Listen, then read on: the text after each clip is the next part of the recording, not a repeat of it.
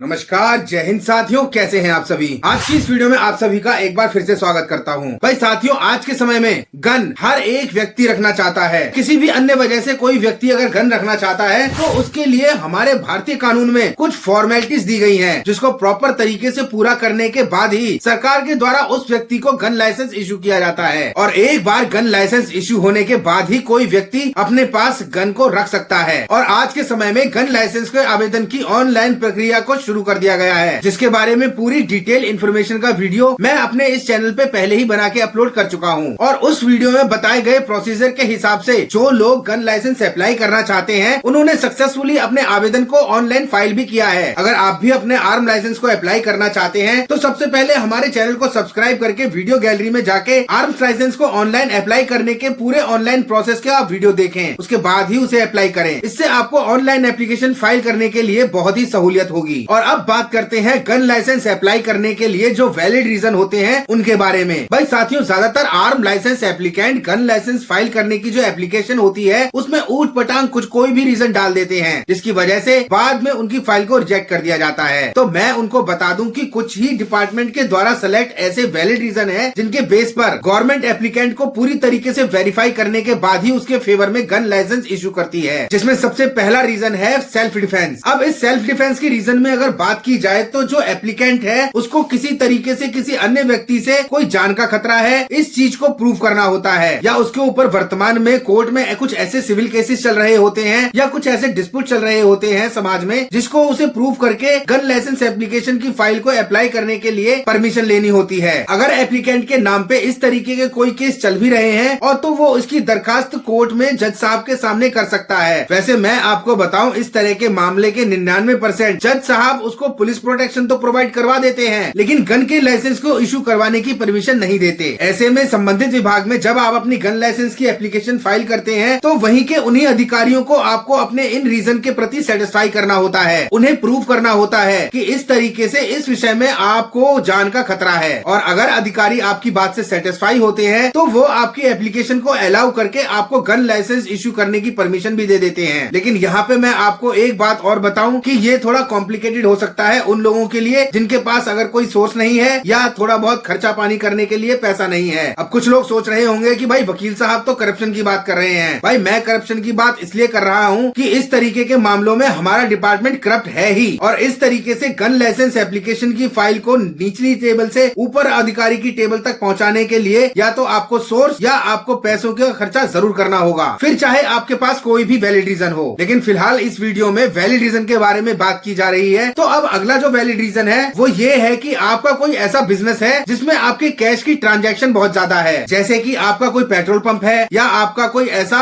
Departmental store है जिसमें कि कैश की ट्रांजैक्शन बहुत ज्यादा है और उस कैश को कैरी करने के लिए या सेव करने के लिए आपको गन की बहुत आवश्यकता है। लेकिन उससे पहले उस गन को रखने के लिए आपको इसी पर्पज से गन लाइसेंस की आवश्यकता है। तो ये रीजन भी एक वैलिड रीजन की कैटेगरी में आता है। लेकिन यहाँ पर भी आपको अपने बिजनेस से संबंधित अपने इस रीजन को प्रूव करना होता है। इसको प्रूव करने के लिए आप अपने बिजनेस से रिलेटेड बैलेंस शीट, ITR या इससे संबंधित कुछ अन्य इंपॉर्टेंट डॉक्यूमेंट्स भी डिपार्टमेंट के आगे प्रेजेंट कर सकते हैं, जिसको वेरीफाई करने के बाद अगर डिपार्टमेंट सेटिस्फाई होता है तो वो आपको गन लाइसेंस इशू करने के लिए परमिशन दे देता है। लेकिन यहाँ पर भी मैं आपको फिर एक बात बता दूं कि यहाँ पर भी आपको सब कुछ प्रूव करने के बाद अगर आपके पास कोई मंत्री मंत्रालय की अप्रोच है, देने के लिए पैसा है, तो ही आपको उनके द्वारा परमिशन दी जाएगी, वरना आपको गन लाइसेंस के लिए परमिशन मिलना बहुत ही मुश्किल है या फिर ये कहें कि इम्पॉसिबल है। अब साथियों, इस कड़ी में अगला जो वैलिड रीजन माना जाता है वो है कि एप्लीकेंट के पास बहुत ज्यादा प्रॉपर्टी है, मतलब एग्रीकल्चर लैंड है और उसकी सेफ्टी के लिए आपको गन के लाइसेंस की जरूरत है। लेकिन यहाँ पे भी मैं बता दूं कि जो एप्लीकेंट इस तरीके से एग्रीकल्चर लैंड की रीजन को शो करते हैं तो वहाँ पर भी एप्लीकेंट के नाम पर 120 बीघा एग्रीकल्चर लैंड होना चाहिए और उस एग्रीकल्चर लैंड में जो खेती हो रही है उन फसलों की सुरक्षा के लिए, गश्त के दौरान जंगली जानवरों से होने वाले जान के खतरे की सेफ्टी के लिए उसको गन का लाइसेंस चाहिए होता है। वैसे तो ये रीजन सबसे ज्यादा सॉलिड माना जाता है, लेकिन ज्यादातर जो एप्लीकेंट्स होते हैं उनके लिए इस रीजन को प्रूव कर पाना काफी मुश्किल होता है। साथ ही जो एप्लीकेंट इस रीजन को प्रूव कर देते हैं उनके लिए गन लाइसेंस को बनाने का अप्रूवल मिलना काफी आसान हो जाता है। अब साथियों, ये थे गिने चुने कुछ ऐसे वैलिड रीजन जो कि किसी गन लाइसेंस एप्लीकेशन के फाइल के लिए बहुत ही वैलिड माने जाते हैं। इसके अलावा मोटे मोटे शब्दों में कुल मिला के मैं आपको एक बात साथ में ये भी बता दूं कि क्योंकि अगर एप्लीकेंट के पास कोई मंत्री मंत्रालय, किसी MP या MLA की कोई ऐसी अप्रोच है और थोड़ा संबंधित अधिकारियों को घूस देने के लिए पैसा है, तो फिर उसके पास कोई भी रीजन हो, उसका गन लाइसेंस बड़ी ही आसानी से बन जाता है। और मैं यहाँ किसी मंत्री या मंत्रालय को टारगेट नहीं कर रहा, ये वो करवा सकते हैं जो इस वीडियो के माध्यम से मैं आप लोगों को बता रहा हूँ। और आप भी इस बात को जानते होंगे कि किसी चौक पे खड़ा एक ट्रैफिक हवलदार घूस लेके ही गाड़ियों को छोड़ता है, तो आप समझ सकते हैं कि ये तो गन लाइसेंस है। इसके अप्रूवल के लिए आपके पास किसी मंत्री मंत्रालय की अप्रोच या उन अधिकारियों की जेब भरने के लिए पैसा तो होना चाहिए। और कुल मिलाकर अगर किसी एप्लीकेंट के पास ये सब है तो ही उसे गन लाइसेंस अप्लाई करने के लिए एलिजिबल माना जाता है और बड़ी आसानी से गन लाइसेंस इश्यू कर दिया जाता है। हो सकता है मेरा ये वीडियो किसी को अटपटा लग रहा हो, लेकिन ये हमारे सिस्टम का एक काला और कड़वा सत्य है। तो साथियों, ये थी वो गन लाइसेंस एप्लीकेशन को फाइल करने से जुड़ी इंपॉर्टेंट जानकारी जो मैंने इस वीडियो के माध्यम से आप लोगों को दी। इसके बावजूद भी अगर आपका इस बारे में कोई सवाल है तो उसे आप कमेंट बॉक्स में मेंशन कर सकते हैं। मैं उसका जल्द से जल्द अपनी तरफ से बेस्ट रिप्लाई देने की कोशिश करूंगा। वीडियो अगर आपको पसंद आए तो इसे लाइक करके अपने सर्कल में जरूर शेयर करें और चैनल पे नए हैं तो इसे इसी तरीके से कानून, पुलिस, प्रशासन, नागरिकों के अधिकार और किसी क्राइम की इन्वेस्टिगेशन से जुड़े वीडियोस देखने के लिए जरूर सब्सक्राइब कर लें और बेल आइकन पे क्लिक करके ऑल पर भी क्लिक कर लें ताकि हमारे आने वाले वीडियोस के नोटिफिकेशन आप तक समय समय पर पहुंचते रहें। तो मिलते हैं अगली किसी नई कानूनी जानकारी भरे नए वीडियो में। तब तक आप सभी खुश रहें, सेफ रहें, स्वस्थ रहें। जय हिंद, वंदे मातरम।